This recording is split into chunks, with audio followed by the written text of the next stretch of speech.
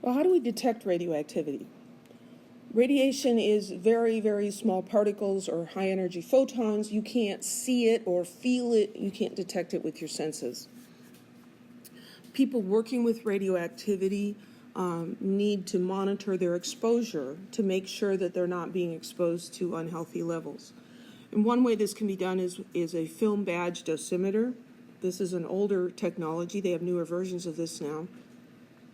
But that just contained a piece of photographic film in a small case, and you would wear that on your clothing. And the badge would be collected periodically and processed to see how much radiation you were exposed to during that time period. So this would measure an average exposure over time. The more exposed the film was, the more radiation you had been exposed to. Another way to detect radioactivity is something you've probably seen in movies, a Geiger counter, a Geiger-Muller counter. This makes use of a partially evacuated tube that's got argon gas in it, and we put a high voltage across this. There's a little window at the end. When radioactive particles come in, they ionize the argon atoms, and those argon ions then can conduct electricity, and that current flowing can be detected.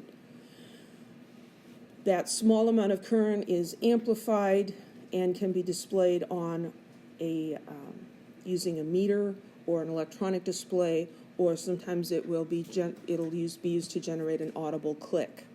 And so if you've ever seen in movies, TV shows where they've got this thing and they're pointing it around and it's going click, click, click, click, click, that's a Geiger counter. And the more clicks there are, the more radiation there is. A scintillation detector is another way. Film badge dosimeters measure radiation over a long period of time. Scintillation counter and a Geiger counter can do it instantly. Here we have radioactive emission passing through a material such as sodium iodide or cesium iodide that will emit ultraviolet or visible light in response to those energetic particles. And the light can be detected and turned into an electrical signal read on a meter.